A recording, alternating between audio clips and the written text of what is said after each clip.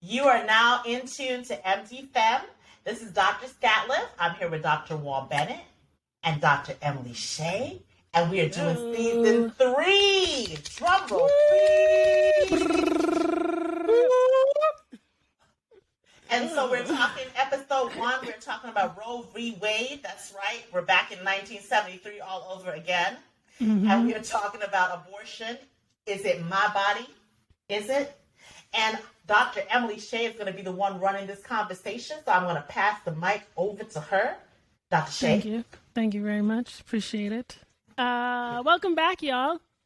We're back. And of course, we're, as Dr. Scatliffe said, talking about Roe v. Wade. For those who don't know, because you've been under a rock or something, the Supreme Court of these United States of America is talking about potentially overturning Roe v. Wade, which means for a lot of people out there, the women out there, that, you know, if you wanted to get an abortion, you can't do that. For whatever your reason is for getting an abortion, for the most part, you will not be able to do that, depending on where you live.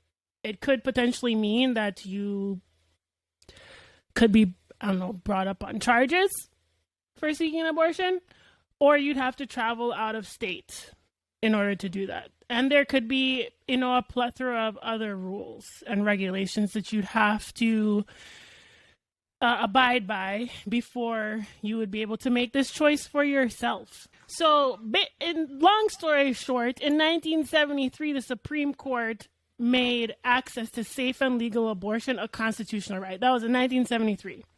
Now we here in 2022, and we're in June, and this month, this whole thing is in front of the Supreme Court, and there's a potential that they could overturn it. And there's a slew of states that are just lining up, waiting to pass these bills and laws that will make it extremely hard for us as women to take care of ourselves and make a decision about our own bodies and what we need to do. So, it's, I think it was triggering for me because, every day we see that women in general are discriminated against, right? And now, here we go again, where somebody is telling me that if I needed to, I'm not saying for me that it's a choice I would make for myself, but just using myself, if I needed to seek an abortion, I potentially would not be able to. And let's pause right there. Let's pause right there for 1 second. Let me say something to you. As a young Black woman, because I can still consider us all young, right? How do you feel about us being in 2022 and having to even pick up this issue and again? Like everything is being reset to start. Does that make sense? Like what's the feelings? What's the feelings right now? Because right now I'm super pissed. There's a room of white men making decisions about our bodies. Well, that's all I'm gonna say. How many people on the Supreme Court? 9. So what is it? 2 women and 7 men? Yes. Something like that. Yes, it's yeah. So and. Yeah. It's always the same thing, right? There's a room of men mostly men making decisions about women's bodies. Yeah. But, then my question is, where are the women on this? The women Supreme Court justices. Which side are they following on? We know where one of them is. She was placed there exactly. to set some things back. Let's just put it that way. Well, she was placed there to put some things back. Okay, we know where one of them stands, right? Clearly. Yeah. And they're trying to make it like it's a religious issue or whatever. No. This is like we're talking about even if you are raped, the family of the person that raped you in certain states can sue you for having an abortion. Think about that? How? Wow. How sway? How Wow. sway? How? How sway? How sway? How? How does that work? How does that work? Your neighbor, the outside man, the people who don't even know you, them see you going to go have an abortion, and they can report you Yep. in certain states. Yep. The So, and the thing is, like the whole Roe v. Wade thing was passed by the Supreme Court in 1973 or whenever it was. Under what they used was the 14th Amendment due process clause, which says that the right to privacy is protected against state action. So, a woman's right to choose to have an abortion actually falls under this due process right to privacy clause. So, to put it in simple terms, the Constitution currently protects a person or patient's right to their own private medical decisions, including the decision to have an abortion prior to fetal viability. So what we're saying is that if we reverse this, we could be setting a precedent that would unravel even your HIPAA. It's the precedent. Yeah. That's Right? how You the can be law works. You can be setting a precedent by unraveling this that would unravel even your HIPAA, even your rights as a patient, your basic rights as a patient. Yeah. You're taking away That's people's exactly autonomy. what it's saying. You're taking away people's autonomy. Yeah. That's what you're doing. But it's My not. problem is, Mm-hmm. this was 1973. What year are we in? Right. 2022. How many years later are we still dealing with this? She's But like, the problem is that the system was never fixed. That's the problem that we're dealing with. It's the same system, and it just keep repeating. If it's not fixed, it's going to repeat in the next 30 years if it's not fixed. Yeah. so let's talk about some specific states because we know the system is broken, eh? So let's talk about some specific states. How about the state I'm living in? Good old Texas. Oh, yes. Oh yeah. Texas. Texas is the most recent one. When was it? Last year, September last year. Correct. Yeah, that one. Yes, That was- Texas. yes. Oh, Texas. You like to do it big, don't you? Yeah. Texas like to do it big. They had stand on that. You hear me? They had stand on that. And we're here Because- laughing, but I'm like, it was so sad when this thing came through. I was like, are you serious? It was. Serious. Like you're defunding Planned Parenthood. You're persecuting abortion clinics and physicians for medically necessary abortion. You know what? I don't understand. Them wanted to have the child, right? But the healthcare itself, what the healthcare itself is not fixed, and them a fight the Obama plan, everything else. So you want me to have this child, but you're not going to pay for it. Not Nor gonna when pay it for gets it. older, you're not going to pay for the child care. It's like I'm sorry. Candice, I'm I know, speechless. Dr. Walbett, I'm so sorry. Speechless. You are tapping really loud. So our podcast listeners are going to be deaf by the time you're done with this. But I get that you're angry. We get it. My thing is, I totally agree with you. You want us to have the children, but you're not going to support us. How about this? You want us to have the children, but I'm sending my child to school and they're getting shot. Mic drop. I mean, You know, they just passed it in the House where you have to be 21 to buy a gun.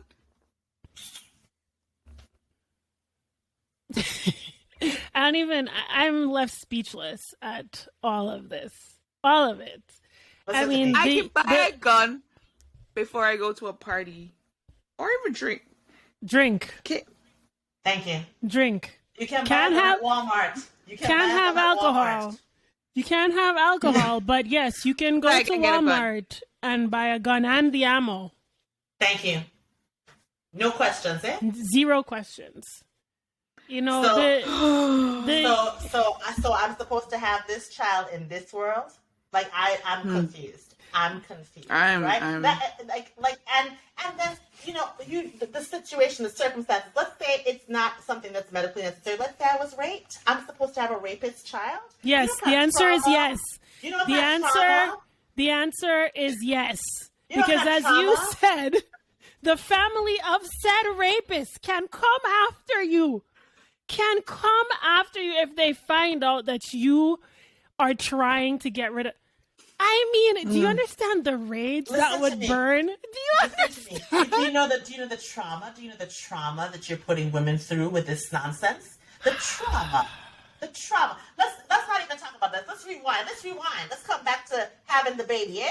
You had the baby, you don't even have no formula. You never have formula to get a child. No formula. You don't have any formula. The United States, the United States, let's back up. The United States has the highest maternal mortality rate. Even higher amongst Black women. Thank you. Exactly. 10 deaths per 100,000 live births, right? In 1920. Now, as of 2019, it's 20 per every 100,000 live births. So... So yes, let's start there. So you're telling me that you're sending me to possibly die. Eh? To possibly die. And then if I possibly make it through this birth process, and I can't breastfeed, my child will starve to death because I have no formula. No formula. And breastfeeding has several factors. Let's talk about that. Not everybody's going to be able to breastfeed. Some children have conditions where they need specialized formula, number one.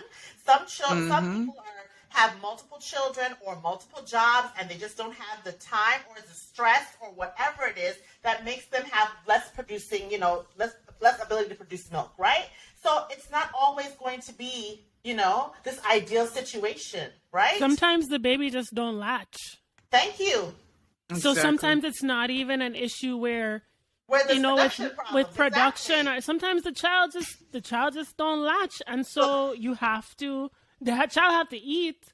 So that's where formula comes in. So for the listeners that are on that don't understand why there's a formula shortage, let me break it down for you. There's 3 main reasons why there's a formula shortage right now in the U.S. Number one, you have a truncated number of people who make the formula to start with.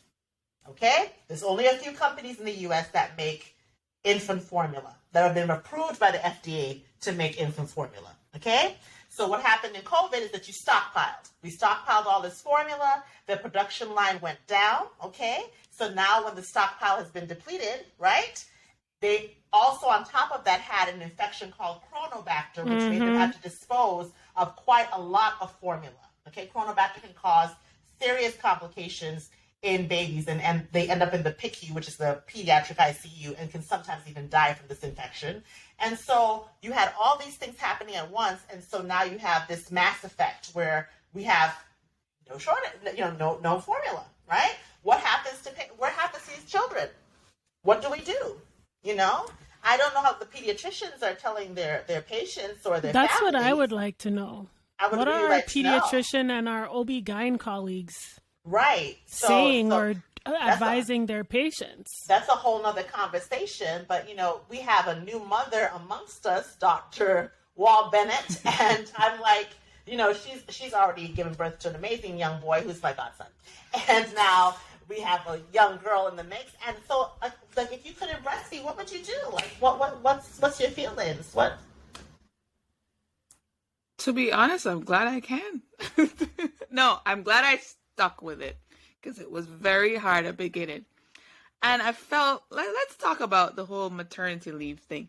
Because I feel like if I actually went back between the weeks 6 and 8, I wouldn't have stuck with it. I would have been like, let's do the formula. And I can't do the formula because there's nothing on the shelf. Well, you can find probably one, which is the most expensive, and there's no, like if your child is lactose intolerant or picky, I don't know what happened to them, to be honest with you. God help them. But I'm happy I stuck with it. I took sufficient leave for myself, which was more than the 6 to 8 weeks that they told me that I had.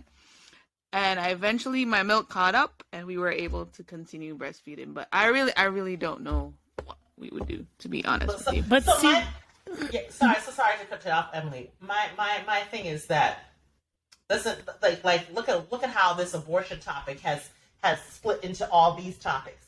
That's what I don't think that they're grasping. They're not understanding. I don't think so. This has a dispersed effect on the entire, chasm of basically having children, right? Of raising children and having families. And you cannot do this. You cannot do this. We have too many factors in play. You cannot do this. These decisions are multifactorial.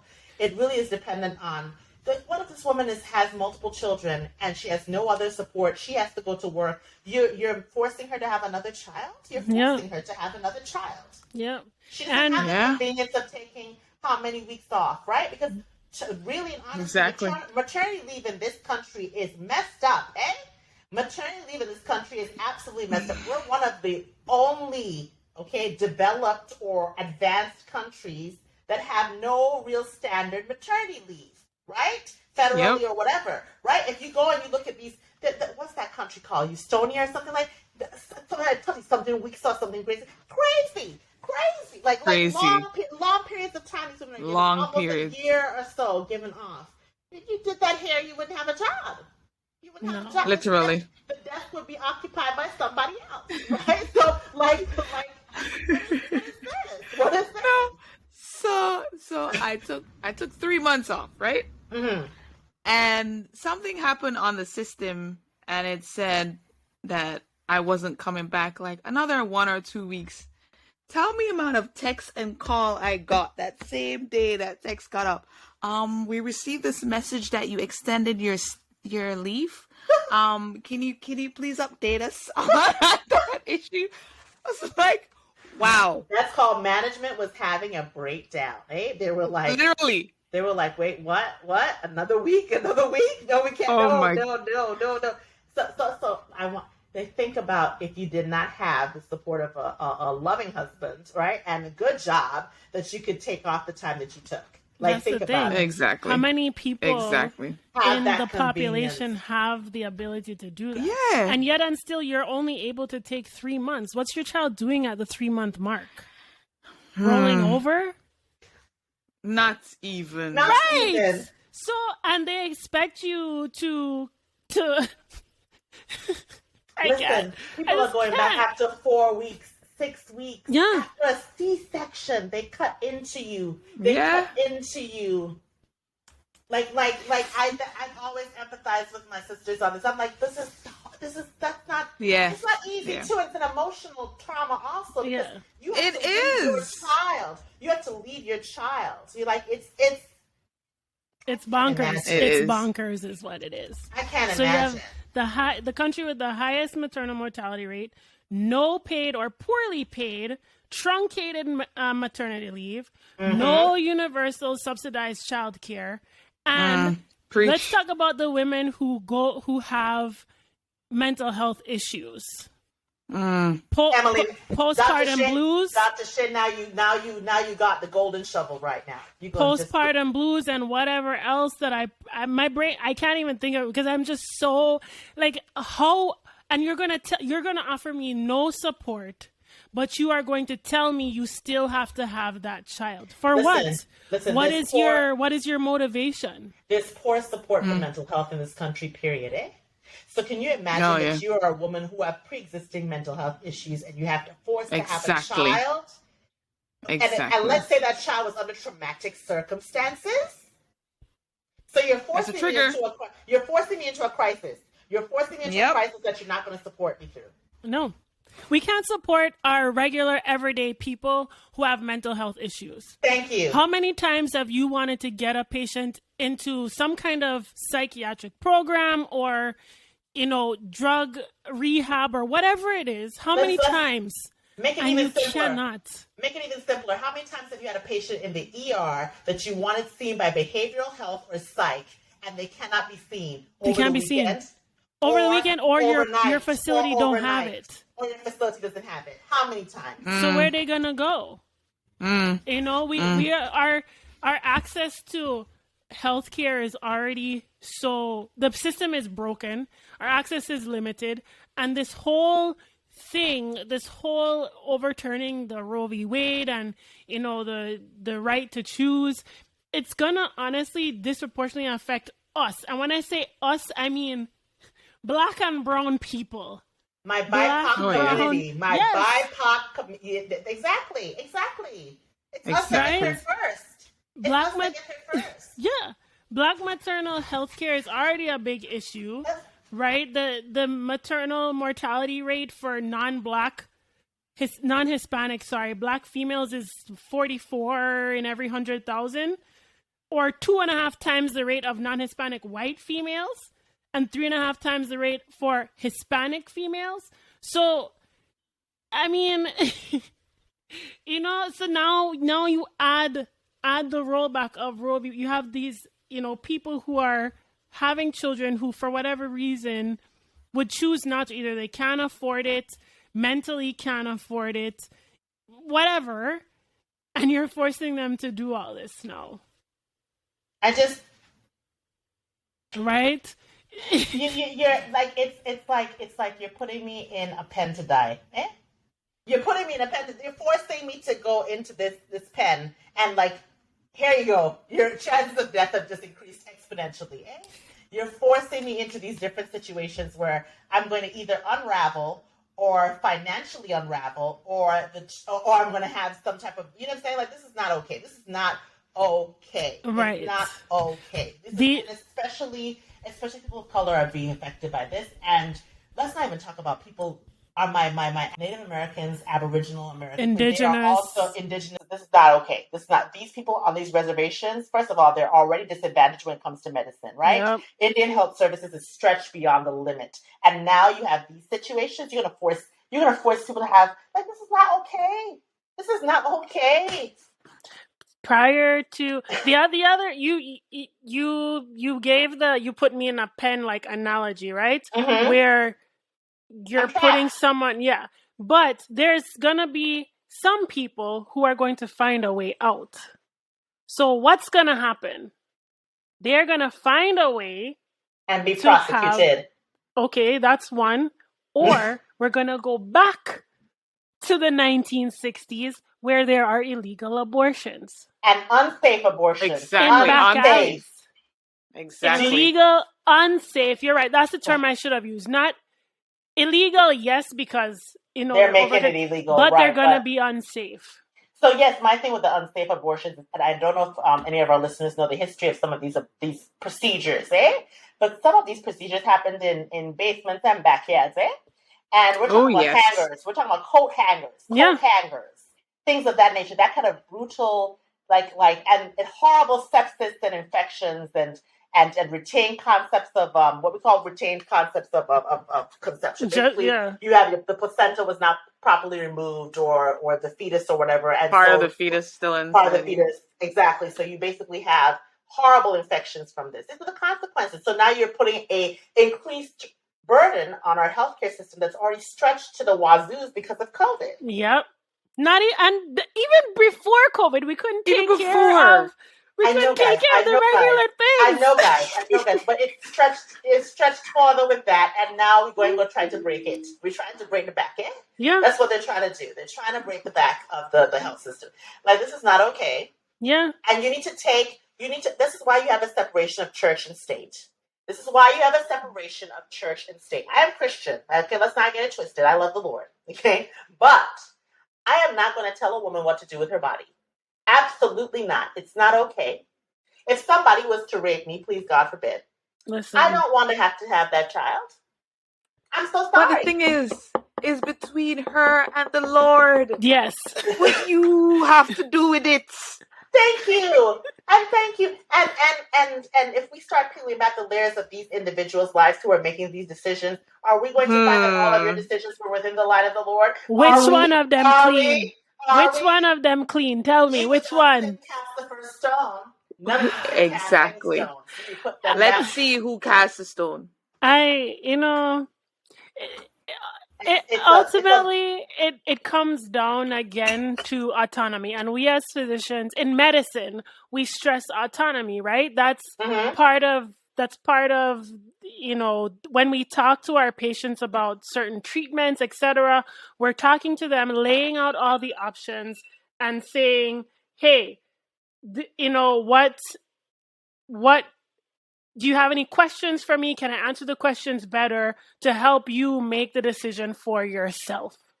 Make the best decision you can for yourself. And so here we are. Now the government is taking that away. So how far is this going to bleed? Does that mean that now when I need to intubate a patient for respiratory failure, put them on the breathing machine, I make the decision unilaterally? For them. The patient is young enough. This is what I'm saying. This is what we said before. Patient is young enough, so I think we should do it, even if that patient is terminal doesn't want it. I don't know, and said, you know what, I don't want it. Can I give you guys a joke? It's not really a joke. I shouldn't say that. Can I give you guys a scenario that I had to go through as a critical care doc? Okay. There was a physician, who was a primary care physician. He's also a nephrologist. Anyhow, he came to me and said, we were talking about a patient. The patient's very clear about their autonomy, right? They're very clear about what they want. They want to go home on hospice, okay?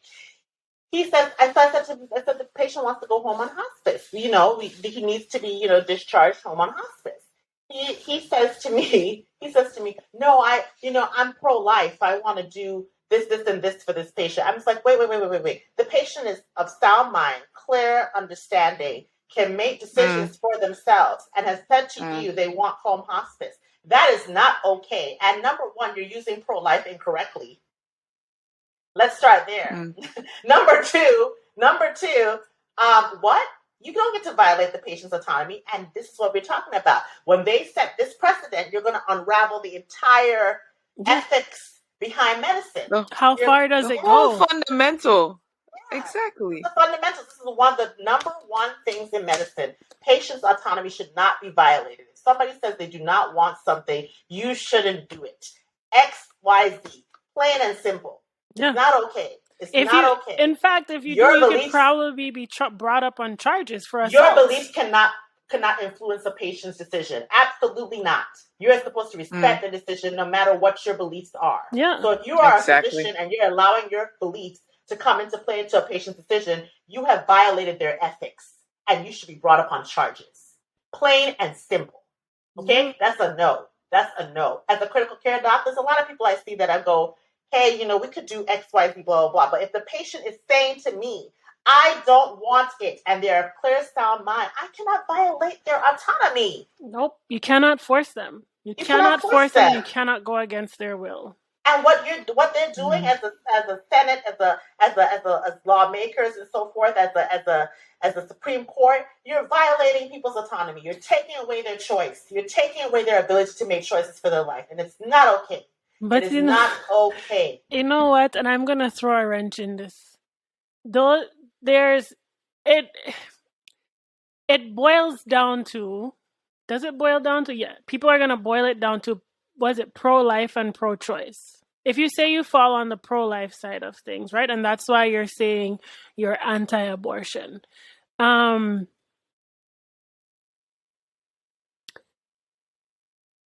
many mass shootings have been in the U.S. in the last couple days? Over 300. Wait. Couple days? Let's even talk about the last couple of years and where they've happened, by the way. How many schools have been involved? How many mass? So how pro-life are you? Listen if to me.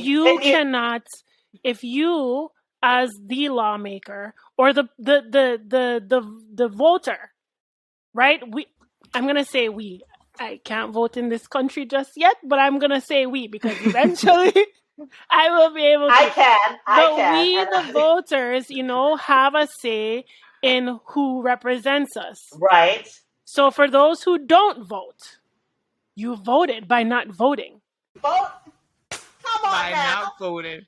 By not voting. Should be by your that silence. Should be a slogan, actually. That should be an anthem, eh? That should be an anthem. By your silence. By your silence, you have selected the candidate. I'm gonna drop another anthem for you. If you're so pro-life, go get vaccinated. Would not get people to wear a flipping mask. Thank you. And you're going to tell me that I have to grow and push a baby out if I don't want to.